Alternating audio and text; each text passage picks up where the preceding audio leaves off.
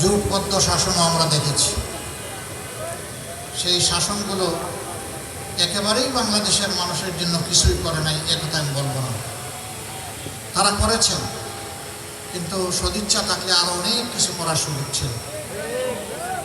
তারা করতে গিয়ে অনেকে কিছুটা জনগণকে গুরুত্ব দিয়ে করেছে, আবার কেউ জনগণকে ভুলে গিয়ে নিজের গুরুত্ব তুলে ধরেছেন।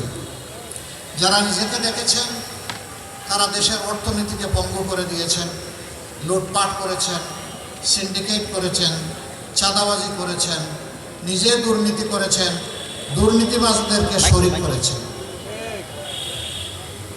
এই জাতি তিলে তিলে জর্জরিত। শেখ হাসিনা যখন ক্ষমতা ছেড়ে পালিয়ে যান, বাংলাদেশ তখন বিধ্বস্ত অবস্থায়। ব্যাংকিং ব্যবস্থা মুখ টুকরে পড়ে গেছে। শেয়ার বাজার তার আমলে, তার দুই শাসন আমলে দুইবার লুট হয়েছে। 134 জন মানুষ শেয়ার মার্কেটে সব হারিয়ে আত্মহত্যা করেছে। লক্ষ লক্ষ তরুণ যুবক একদম নিঃস্ব হয়ে গেছে। আরও অনেক বিনিয়োগকারী তারা সব হারিয়ে পথে বসেছে। এবং এই সব কাজগুলো করেছেন শেখ হাসিনা। শেখ হাসিনার আশ্রয় এবং প্রশ্রয়ে এই মহা দুর্নীতি হয়েছে। একদিকে এই দুর্নীতি, আরেকদিকে দুঃশাসন। দুঃশাসনের কবলে পড়েছিল সারা বাংলাদেশ, বিশেষভাবে প্রতিপক্ষ রাজনৈতিক সংগঠনগুলো, এর মাঝে আবার বিশেষভাবে জামাত ইসলাম।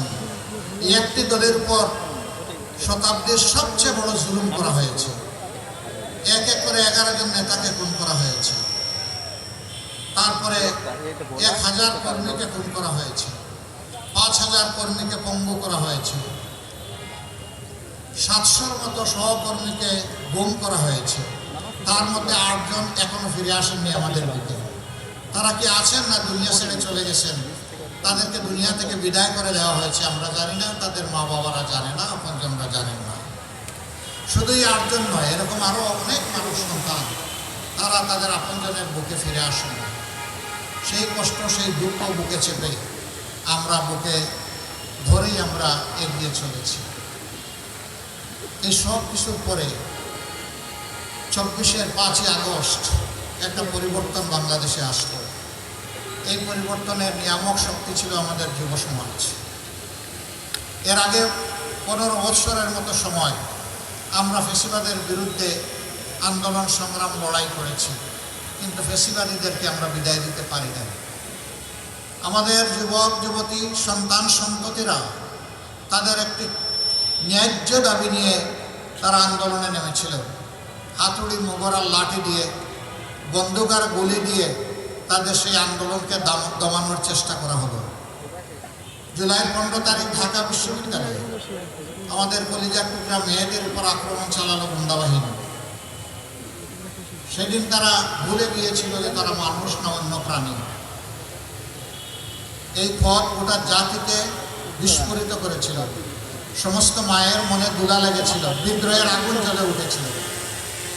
16 তারিখ 6 জন সিংহ শার্দুল তারা ফ্যাসিস্ট সরকারের গুলিতে নিহত হলো। বিপ্লবের আইকন আবু সাইদ, বেগম রোকেয়া বিশ্ববিদ্যালয়ের মেধাবী ছাত্র, সে রাস্তায় নেমে, রাজপথে নেমে বলেছিল, হয় আমার অধিকার দে, না হয় আমাকে একটা গুলি দে। সে ডানা মেলে বলেছিল, বুকের ভিতরে তুমুল ঝড়, বুক পেতেছি, গুলি কর।